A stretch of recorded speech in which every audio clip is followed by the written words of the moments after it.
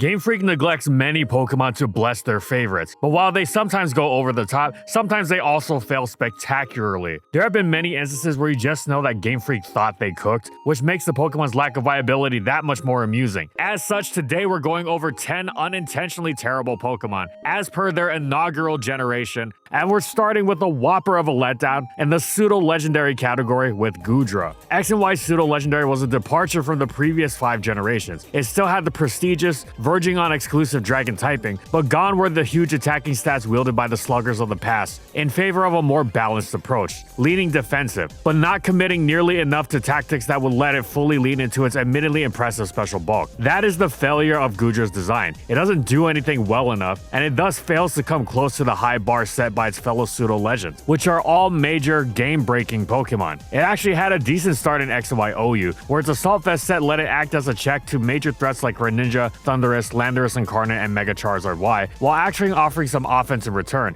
as opposed to a pure special wall like Chansey. Its complete lack of recovery was assuaged through a pairing with the Wish Fish, a Alomomola, which dominated XY at the time and passed tons of health to many a teammate. Neither Alomomola nor Assault Vest Goodra were to last though, as Auraz rolled around, and though Alomomola retained the niche, it certainly was nowhere near its previous astronomical standard, while Goodra's own role had been decent, but only just, given that it was still slow, far from the hardest hitter around, and worst of all, completely reliant on Alomomola to provide recovery for it. It completely fell out of OU, never to return. This was already a letdown, but it didn't end there. Goodra's problems followed it to UU. In addition to its non-existent longevity, the reason its offensive output was so meager, despite a solid base special attack stat and copious colorful coverage, was because Gen 6 was famously where Dragon Stab went from being broken to nothing particularly special in the wake of Fairy types and Draco Meteor's base power nerf from 140 to 130. You certainly could still succeed as a Dragon type in these conditions. Look at fellow pseudo-legendary Hydreigon, whose secondary Dark typing made it especially vulnerable to Fairy types, and it dominated Gen 6 UU. The difference was that Hydreigon was an incredibly impactful Pokemon with many unique talents. Goodra was kind of a blob. You could wrest some value out of it, theoretically, but it would never be anything that couldn't be replicated by another Pokemon that also offered more, including Hydreigon. Goodra's talents were cool and all, but you had to bring it down among much lower base stat totals, and UU was above its pay grade. Would have been even if Hydreigon wasn't flying around for that matter. The tragedy that befell Goodra was that somehow, probably because it was a pseudo-legend, enough players were tricked into thinking it was worthwhile in UU, and thus its usage remained sufficiently inflated to remain in the tier, despite being absolutely terrible. Basically, Gen 4 Electivire syndrome, so it never had the chance to fall to the RU tier that it would have excelled in. This is besides the point though. The fact that a pseudo-legendary wasn't even good enough for UU is more than enough to make it terrible, despite Game Freak's intentions. In this regard, it's not unlike our next choice, another dragon type, Duraludon. Whoa, a non-legendary Dialga? How sick is that? This thinking was clearly the impetus behind Game Freak's Gen 8 Dragon Steel type, and indeed, there was some hype around it, but it didn't last. And you wouldn't quite be able to guess why as easily as you did with Goodra, at first glance anyway. Ultimately, you figure it might have been a matter of simply coming a generation or so late, because Duraludon's stats are quite good, and well suited to its typing. It seems well poised to take advantage of being a dragon type that isn't weak to fairy types of stab, and has its own super effective stab against them, in addition to the myriad other benefits its overlapping types provide. Steel, Stealth Rock resistance, and toxic immunity, Dragon's elemental resists. Duraludon also seems to be a mini Dialga in more than just typing. Its move pool is similarly blessed, packing Thunderbolt's great coverage and the eternally superb support move that is Stealth Rock. With access to Body Press, Duraludon could actually weaponize its great defense in a way Dialga couldn't, and the fact that Duraludon had such a great defense stat to begin with made the Dialga comparison feel especially intentional. So how did Duraludon fare? Well, it wasn't UU, not even close. Oh, so it was RU. Oh, not RU, okay, but surely NU. Nope, not NU either. Folks, it would indeed appear to be the case that Duraludon plunged all the way down to PU. At least it sort of got to do some Dialga cosplay down there, as it got banned from the tier. But a Dragon Steel type with good stats and a great move pool landing in the lowest tier is certainly not what you'd want from a Pokemon that would inevitably draw very warranted comparisons to the Pokemon Diamond Cover Legendary. It just felt a bit undercooked.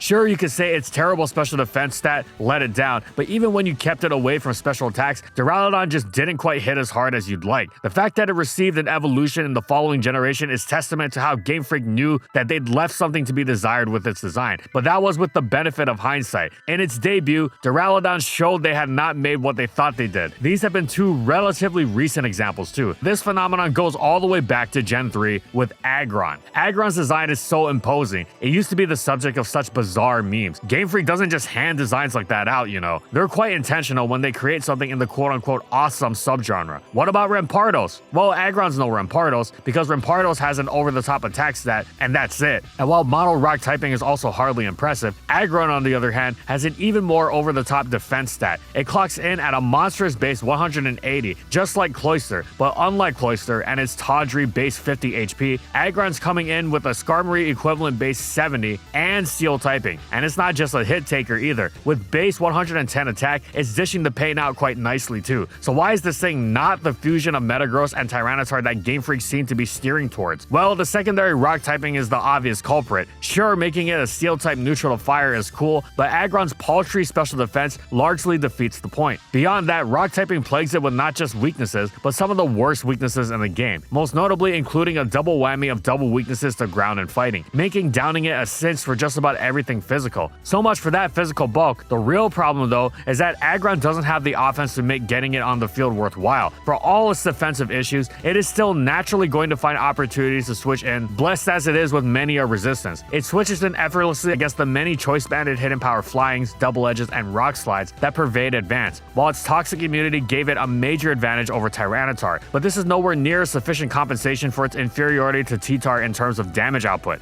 Aggron is much weaker and slower, making it even easier to take down before it gets those hits off. Aggron also lacks the special attack, special defense, Dragon Dance, and secondary stab that T-Tar wields so well. Its best steel stab is Iron Tail, whose 100 base power is good, but 75% accuracy is certainly not. Give it Meteor Mash and maybe we'll talk. But even then, Aggron's got a good niche in Gen 3 UU, but it's still flawed even there thanks to those weak points. You can't even reliably consider it the Metagross Tyranitar hybrid of UU when it's constantly a Brick Break or an Earthquake or even a HP ground away from, well, it's not one hit KO'd often, but it gets hit way too hard by every physical attacker, making it really difficult for it to utilize those weaknesses to normal flying and bug. In Gen 4, Aggron would become a force in UU and even have a small niche in OU, because there it got Head Smash, showing Rampardos how it's done thanks to Rockhead. Its weaknesses were still there, very much so, but the difference was that once Aggron did hit the field, it was absolutely crushing you with some of the most enormous damage possible in one turn. In Gen 3, when Aggron hit the field, you dealt with a decent to good physical attacker, and this wasn't nearly worth the effort considering A, how tough it was to get it in safely, and B, the heights its designs clearly intended it to reach. And there are many power-related letdowns, but perhaps none more underwhelming than this next Pokemon from Gen 4, Porygon Z. This addition to the long-standing Porygon line was clearly built for greatness, with its monstrous special attack and numerous powerful boosting options. Upon Diamond and Pro's initial release, everyone went nuts for Porygon Z's Power Zenith. Nasty Plot, Adaptability, Hyper Beam, one-hit KOs Blissey. How is Stall going to deal with this? Oh, Download also potentially lets it boost its special attack, meaning all its moves are strengthened, not just stab. Can anything counter this monster at all? Turns out, yes, actually, it's kind of a cinch. You basically don't even have to try. Any halfway decent collection of OU Pokemon is going to naturally deal with PZ pretty effortlessly. Yes, even stalled teams dealt with it. While Porygon Z is not only maimed by all forms of passive damage, it's also completely unable to switch into even weak hits from uninvested defensive Pokemon. Additionally, despite its monstrous special attack, it isn't exactly threatening one-hit KOs left and right. And since normal stab is utterly terrible, it's dealt with naturally by the plethora of Steels, Ghosts, and Tyranitar that pervade OU, and it can never have enough coverage to hit everything it needs. With many such targets being paired, the fact that it can't run both hidden power, ground, and fighting alone is sufficient to hold it back greatly. Sure, it puts up bonkers numbers after a Nasty Plot, but finding that free turn to boost is a particularly labyrinth challenge. As if all this wasn't enough, PZ isn't even particularly fast, meaning even slow stall teams don't exactly have difficulties outspeeding it with standard choices like Gliscor, Latias, Starmie, and certain variants of Jirachi and Rotom A. And that's without considering the choice Scarfers they tend to run, Tyranitar in particular. Okay, so just go with choice specs and spam what exactly? The highly resisted normal stab or the non-stab coverage moves, which also aren't the most difficult thing to resist. It's still a major pain to actually get this thing on the field too, by the way. Porygon Z's Hyper Beam drops Pokemon the same way Rampardos' Head Smash does. The numbers are huge, but you'll almost never get to pull the trigger, and when you do, the result won't nearly be worth the effort. Porygon Z dropped to UU in Gen 4 and utterly demolished the tier, so that was cool, but seeing how hyped up it was, it couldn't help but massively disappoint. Being a special attacker that can beat Blissey doesn't mean much if you can't beat much of anything else. At least Porygon Z wasn't a legendary though. That's a whole new level of disappointment. disappointment, as seen in the case of Necrozma. Post-Giratina, the third member of the box art legend trios, have been initially underwhelming, almost by design, since they're supposed to get those new forms which catapult them into the stratosphere, which they indeed do. However, it is strange how underwhelming Kyurem, Zygarde, and Necrozma have been in their base forms. They're still major legends with high BSTs, clearly designed to have major impact. Of these three though, Necrozma has been by far the biggest letdown. For all their flaws, Kyurem and Zygarde were both quickly banned from UU in their inaugural generation, and even managed some slight OU niches. Necrozma fell much further. Necrozma could barely be said to even have a niche in UU, but unlike Gudra, its seeming strength wouldn't prevent it from dropping further. It realized that pseudo-legend's fear by actually dropping to RU, except it was even worse off seeing that it was not only a legendary, but a trio master of box art legendaries. Can you imagine Giratina subjected to such indignities? And it actually did get a second form mid-generation. Okay, so why is Necrozma so inept? It's got a lot to like. Good stats, strong stab and Photon Geyser, a great move pool including strong complementary coverage like Heat Wave, Calm Mind's boosting and major utility in Knockoff and Stealth Rock, making for a plethora of solid stats it can run, bolstered further by its great ability, the solid rock equivalent Prism Armor. What's the issue? Well, it starts with those stats. Actually, they're good, but they're certainly not Trio Master good, paling even in comparison to its less powerful reference points, Zygarde, and especially Kyurem. It's strong and bulky, but not that strong and bulky, at least not by the standards of Gen 7. Necrozma would have made a killing in an earlier generation, but as it stands, upon release it was fairly run-of-the-mill. Of course, in any gen, Necrozma would have been held back by its subpar speed, subject to what feels like trolling. Base 80 already would have been pretty low, but it didn't even have that, coming in at a base 79. It was a fine RU Pokemon, sure, but you expect a little more from a major legendary that devours light itself, so it's quite a letdown. But the question is it more or less a letdown than when the Pokemon's head comes crashing from so high up, like a Alolan Exeggutor? Exeggutor's Gen 7 Alolan form was so telegraphed as a move to bring it back to relevance that Game Freak pointed it to the sky that it was aiming at, with its elongated neck propping up the three coconut heads so high that you couldn't even see them. However, despite Exeggutor being newly blessed with the notorious rare dragon typing, it failed to make much of an impact. It had two massive base 130 stabs from base 125 special attack, Leaf Storm, and Draco Meteor,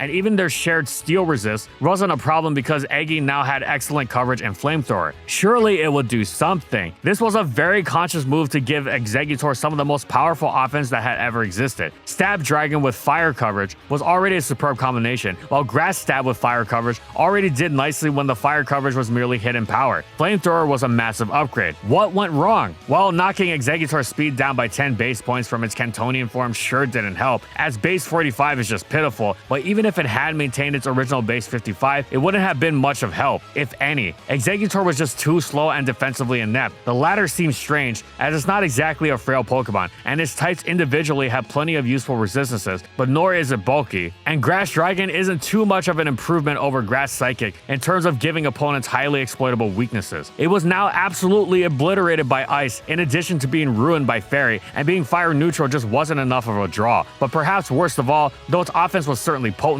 in terms of practical impact, it wasn't actually as unique as you'd need to justify the Herculean effort that was getting a Pokemon so slow and hit so devastatingly by just about everything onto the field safely. By Gen 7, plenty of Pokemon could put such impressive numbers up, and even those offensive Pokemon that couldn't quite match Alolan Exeggutor stats probably had something that made them more efficient and actually making sure their theoretical damage landed on the opponent, making them in effect stronger than this Pokemon that packed two different Draco Meteors as stabs. Alolan Exeggutor dropped all the way down to NU, which was an improvement over its untiered Cantonian counterpart, but wasn't near what you'd expect based on the hype, especially when Game Freak went out of their way announcing it before the game's release. Many of us bought into it only to be let down. It's why we're bringing you our tale of woe, so that future generations may not make the same mistakes. Dragging Exeggutor, not even once. The head honchos have messed it up many a time, but if we go back to Gen 4, we find another instance of them doing so in a particularly egregious manner, with Honchkrow. The Godfather sure has an imposing design, one that is open to many an interpretation, from a Mafia Don commanding its aptly named murder of Murkrow to our personal favorite, a bird named Slickback. What's more, it's got the offensive stats to go with it. At base 125 attack, it's got a stab Brave Bird that, in their pre-Reckless debut Gen 4, out-damages even Staraptors. It's got an incredible secondary stab too, rocking what's close to the strongest stab priority in the game in Sucker Punch. It's stronger than Arceus' legendary Extreme Speed. Of course, Sucker Punch only works when the opponent attacks it, meaning you can't use it on the switch. But that's fine because Honchkrow also had Night Slash, whose lower base power was more than compensated by its high crit rate that worked perfectly in tandem with its crit rate boosting super luck ability, bringing it to shattering levels of strength. Alternatively, Honchkrow could also wield the sleep blocking Insomnia ability, which made it a wonderful early game switch to Breloom. Something was missing though, but only until the release of Platinum, where Game Freak unveiled the full plan to make Honchkrow as dangerous as possible. It received incredible coverage and superpower. Plus, thanks to its strong base 105 special attack, it was also able to wield its newly gained Heat Wave to further char steals like Skarmory. And if it really wanted to, it could even catch opponents off guard by going mixed or all-out special, with Stab Dark Pulse and even Nasty Plot for boosting. In all aspects of its design, Murkrow's evolution was meant to be the Pokemon equivalent of Michael Corleone, restoring power and honor to his family. And yet, at what cost? Much like Michael lost his humanity, upon evolving, Honchkrow lost a whopping 20 base points of speed. While this may befit the mobster lore, in competitive terms it's devastating. Murkrow's base 91 speed would be incredible for a Pokemon of Honchkrow's power, but even if you have to slow it down all the way down to 71 is just brutal. Maybe it was Pokemon referencing how Tony Soprano never had the makings of a versatile athlete, because Honchkrow retained Murkrow's immense frailty while also becoming much slower, which is a lethal mix. Oh sure, it has a great base 100 HP stat and both defenses were boosted, but in practice those defenses are still so low that they betray the HP stat and mean Honchkrow isn't actually that much better at taking hits than Murkrow, which would be fine if it weren't so slow. Strong as it is, there's only so much Sucker Punch can do to make up for it when you're struggling so badly to find a switch and opportunities to actually unleash your damage. Now, Honchkrow could have done much worse, as his Brave Bird pitilessly beat the lights out of Yu, leading to its ban, in the tradition of fellow Brave Birds Staraptors and Crobat. But that was Yu. In terms of the OU that Honchkrow was aiming for, with its mob boss desire for the big time, it wound up like Henry Hill at the end of Goodfellas, a schmuck. Such ruthlessness can also be seen in the world of our next Pokemon, which is reminiscent of the big meaty claws that come from the dangerous world of Bikini Bottom, Clawitzer. Okay, maybe it's just one big meaty claw, but it's very purposeful in its menace, seeing as the claw is much bigger than the rest of the Pokemon. I've got a theory that this is some sort of commentary on that time Mr. Krabs sold SpongeBob's soul for 62 cents. Beyond that, Game Freak clearly knew what they were doing here, or at least they were trying to. Not only did they load Clawitzer with base 120 special attack, they also gave it the Mega Launcher ability, curiously named, seeing as it came about in the same generation as Mega Evolutions were introduced, and was also given to Mega Blastoise, but nothing for Clawitzer. Well, maybe they'll give it a Mega in Legends ZA. Anyway, Mega Launcher giving pulse moves a 50% boost meant that Clawitzer effectively had multiple stabs. In addition to the ever-trusty Scald, it could also barrage opponents with the equally powerful Dark Pulses and Aura Spheres. This is too much specific care given to what would otherwise seem to be a common Pokemon.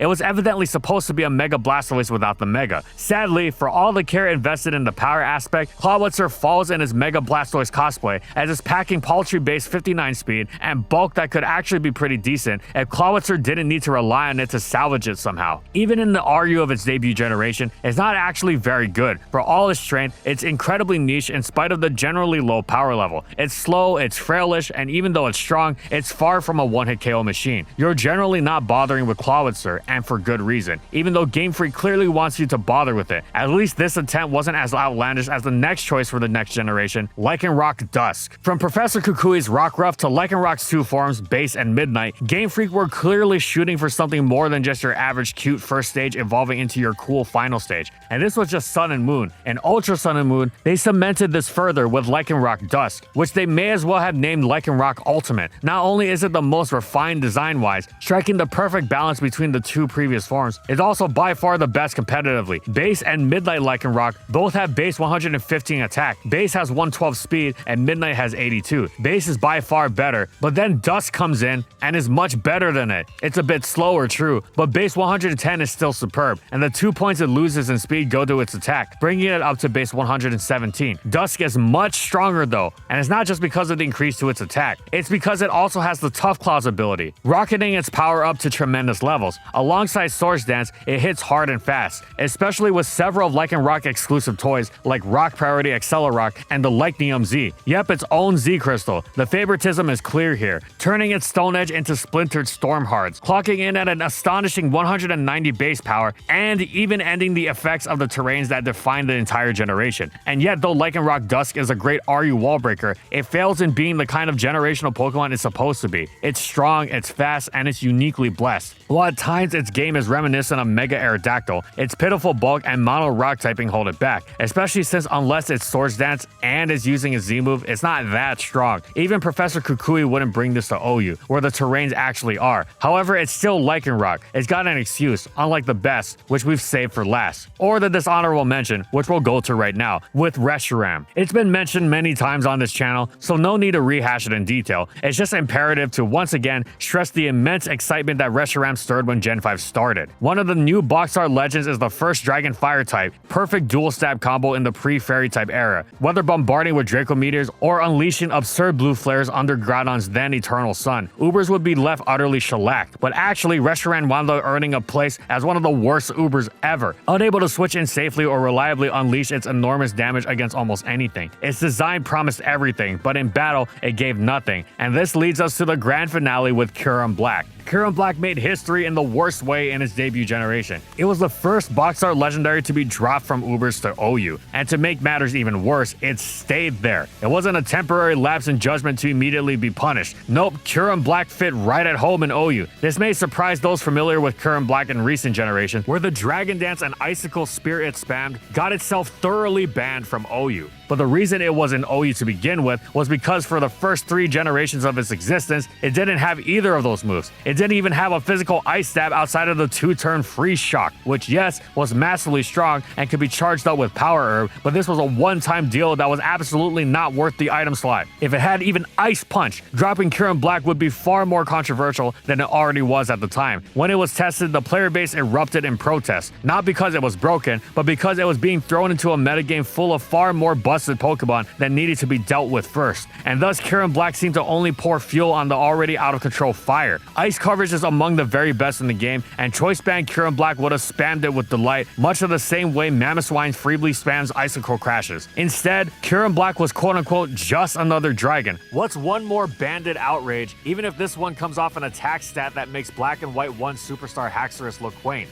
If Kyurem Black wanted to use ice coverage, it'd have to use Ice Beam, which was fine coming off of a base 120 special attack stat, but for that you would rather use base Kyurem and its base 130. Branded Kyurem proved to revitalize OU's Drag Mag playstyle, outraging everything in sight, but the fact that it was dropped into OU to begin with is the ultimate undermining of a design base that is clearly meant to rank above the strongest in the game. Kyurem Black was the Uber that failed. Also, shout outs to the Dex Logs for inspiring this video. You should totally go check out their top 10 unintentionally terrible Pokemon in Gen 1. They got some great stuff over there.